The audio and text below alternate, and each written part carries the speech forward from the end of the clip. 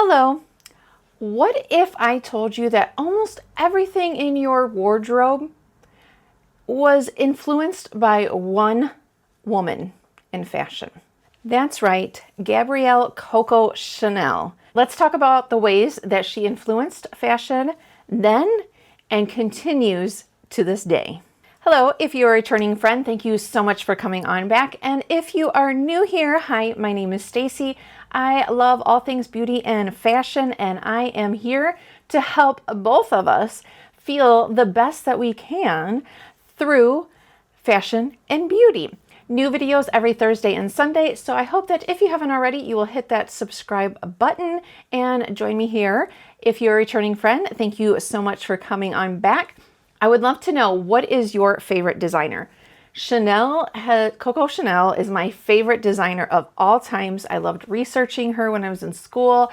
I love her looks, the classics. She was a trailblazer. She was a rebel in her time because at the time when she came on the scene, women were wearing corsets and lace, and she brought into a whole new vibe of giving women relaxed pieces, more freedom. A quote by her is, "Nothing is more beautiful than freedom of the body."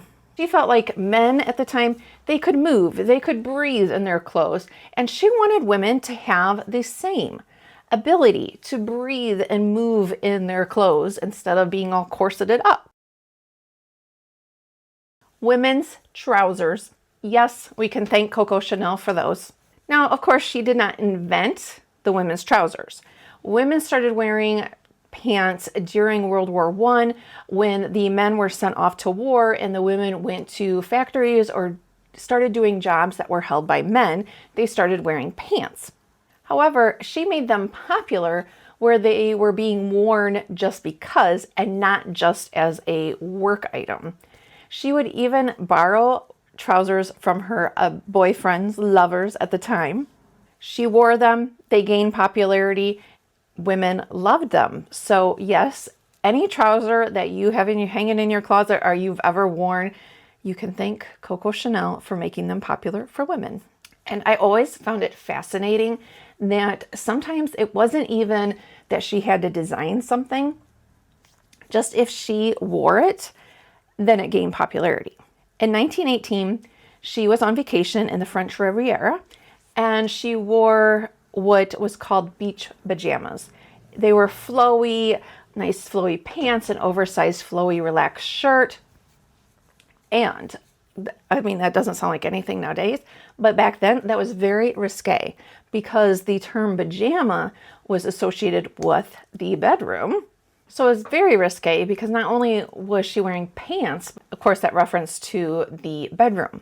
And by 1920s, the wealthy women, they were all wearing this two-piece ensemble, loose pants, oversized loose shirts.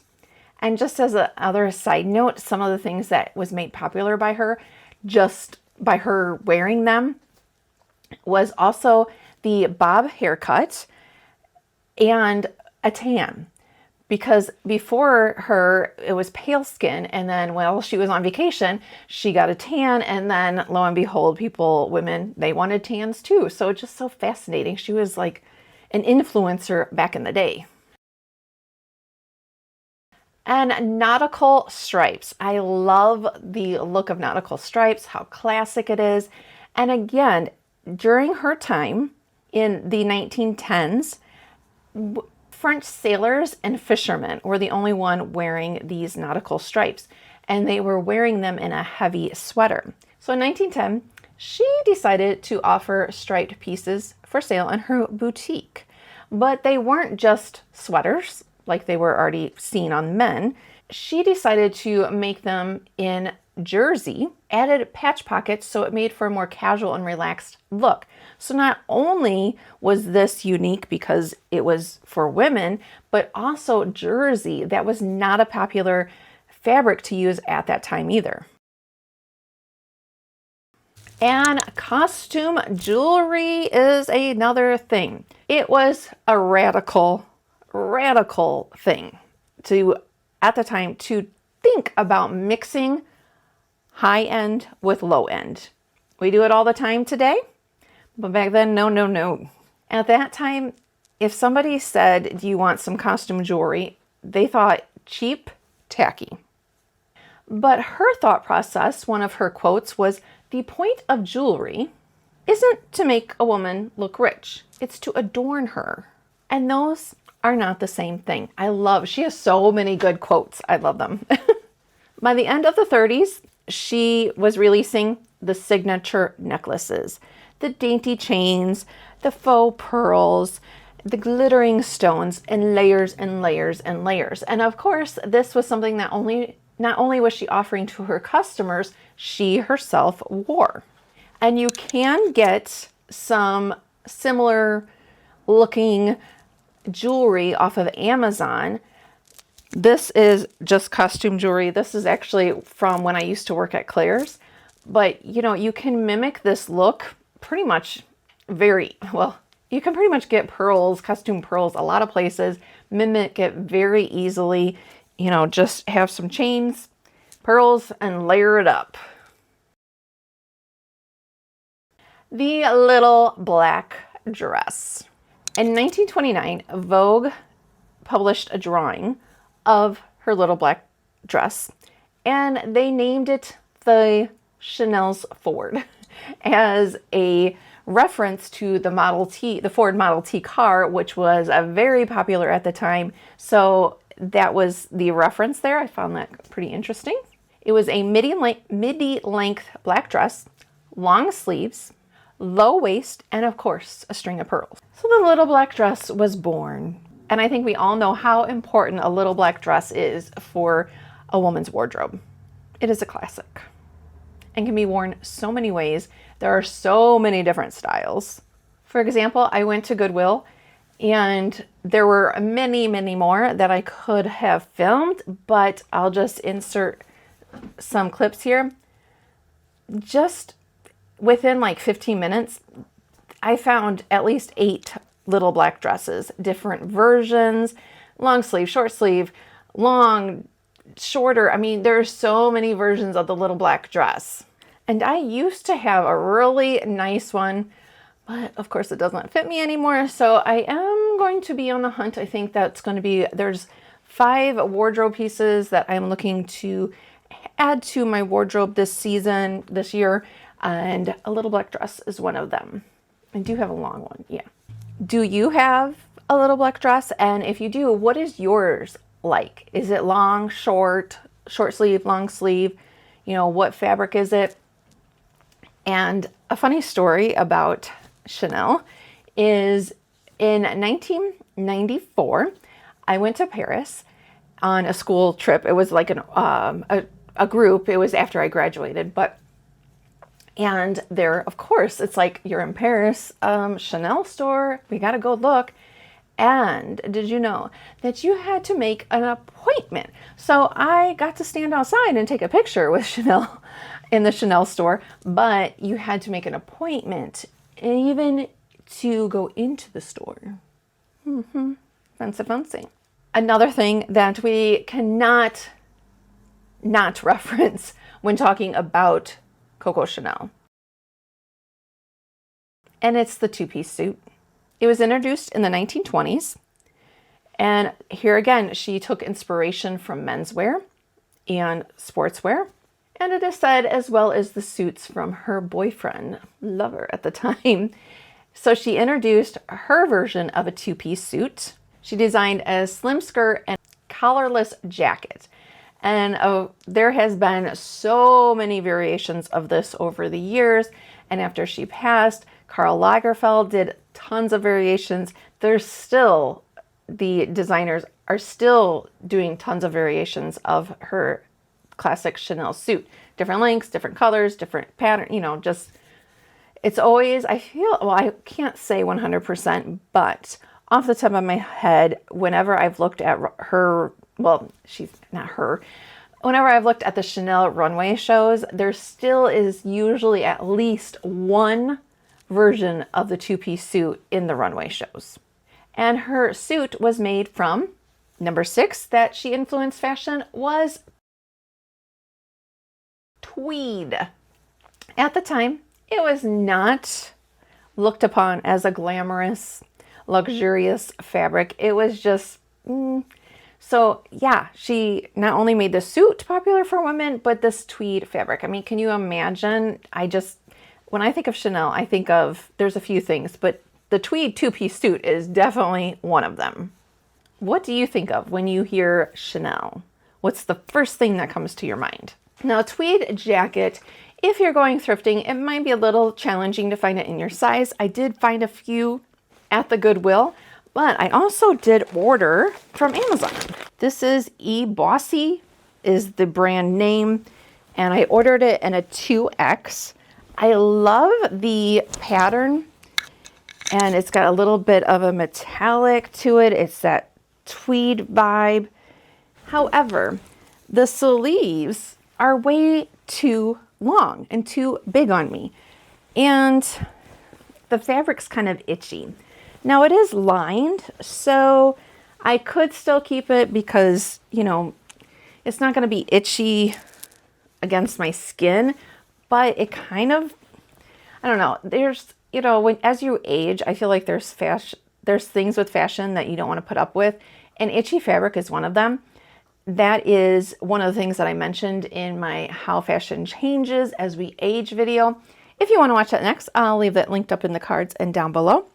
It's like I would have to get it tailored, which I feel like if it wasn't so scratchy, maybe I would pay to get it tailored because it would need to come up a little bit, the sleeves. But the point is if you're looking for a similar vibe and, you know, you don't want to pay thousands of dollars for a Chanel tweed jacket, there are other options. And speaking of fabrics, another fabric that she made popular, which I kind of referenced before, but is jersey.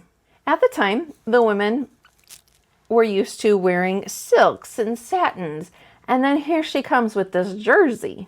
And at the time, jersey was mostly used for men's underwear. So you can imagine you got these highfalutin ladies that, you know, in their fancy satin and silks, and then she's like, here's some jersey dresses. And if they were just used to it being like men's underwear, it would be quite the shock, I would assume. She is the first designer credited with using jersey in women's clothing. Again, the theme that she wanted to do was she wanted her customers to be comfortable. And added bonus that jersey was cheap at the time, so it helped her keep her prices down. So always the entrepreneur. And I have some books on Chanel that I have read. Like I said, I've researched her when I was in high school and in college. One time when I was living in Chicago, I even interviewed to work at the Chanel boutique on Michigan Avenue. I didn't get the call back though for that one. I don't know why, but anyway, I don't think I got called back. It's been a lot of years, but so I was shocked. I thought that, I don't want to sound cocky, but I thought I knew a lot about Chanel and the stuff. But I've learned 2 new things while I was researching this video. I knew that her famous Chanel No. 5 fragrance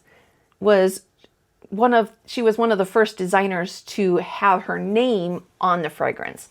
But I did not remember ever reading where the No. 5 came from. I mean, maybe I did and it slipped my mind, but I don't remember this piece. She was presented with different numbered samples of fragrances because her thought process is she wanted something that smelled like a woman instead of just smelling like a rose, which is most of the fragrances at that time.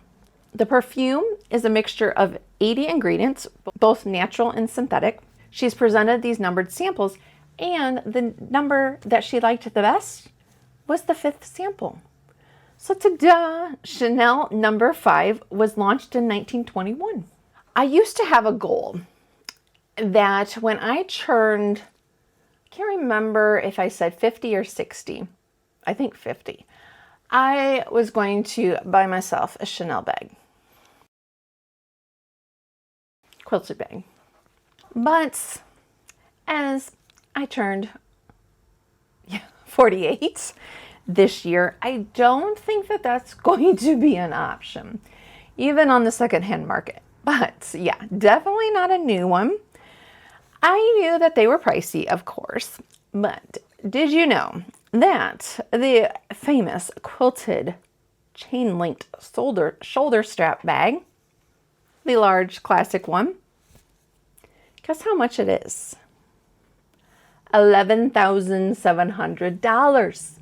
So, while I do have some luxury things, that is way, way, way, way, way, way above my price range. So yeah, I'm not really feeling that as a goal for a few years now anymore.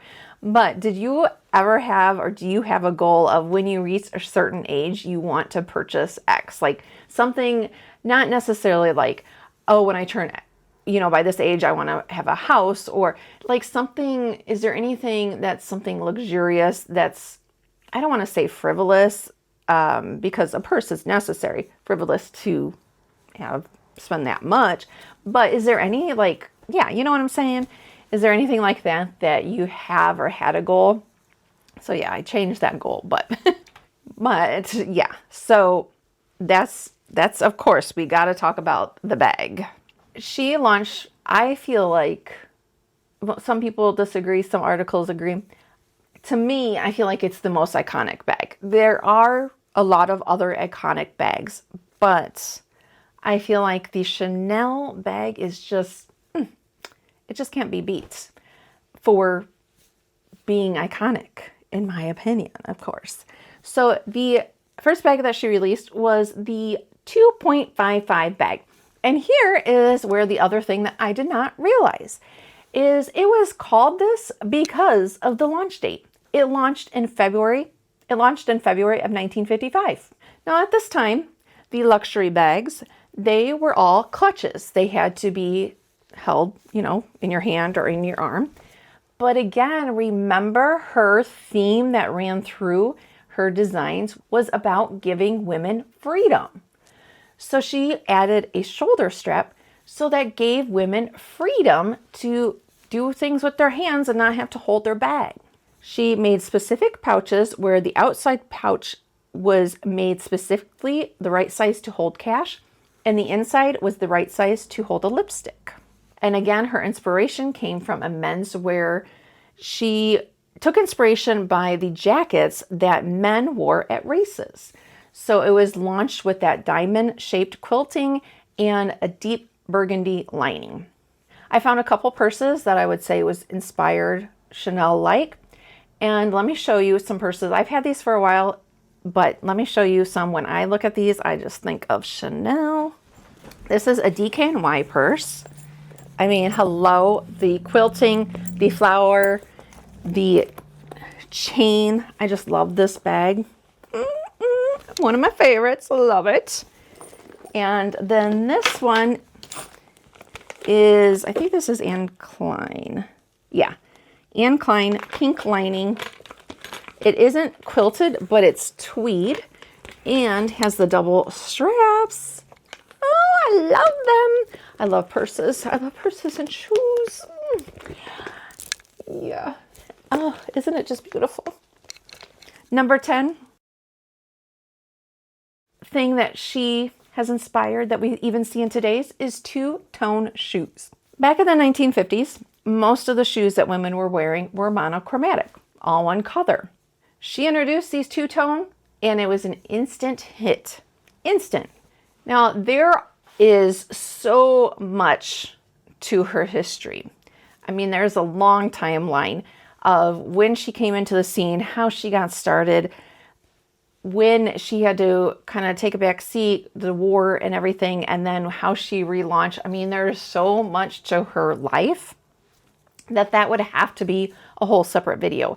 If you are interested in hearing the story of Gabrielle Coco Chanel, then let me know down in the comments. I didn't this month, and I don't think last month, but I'm going to be reintroducing my monthly series of the history of either someone or something or a brand, what have you.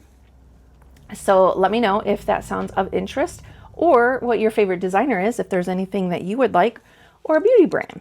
So yeah, Another quote that I want to share that I just love by her. She said, "I don't do fashion. I am fashion." What is your favorite item that I've mentioned that she is given credited with making popular? What's the one thing? And did any of these surprise you, or did you already know that she made these things popular? There are more, I think, that I could go on. You know, the flower, I feel like she made popular, but these were kind of the top 10 that I thought was things that she made popular that we still see in our fashions today. Thank you so much for watching. And again, if you want to see how fashion changes as we age, you can click on this video here. And talking about trousers, if you want to see ways to style black pants, click on this video here.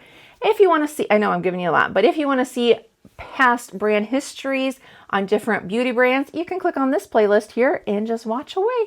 Thank you so much. I'll see you on Thursday. Bye.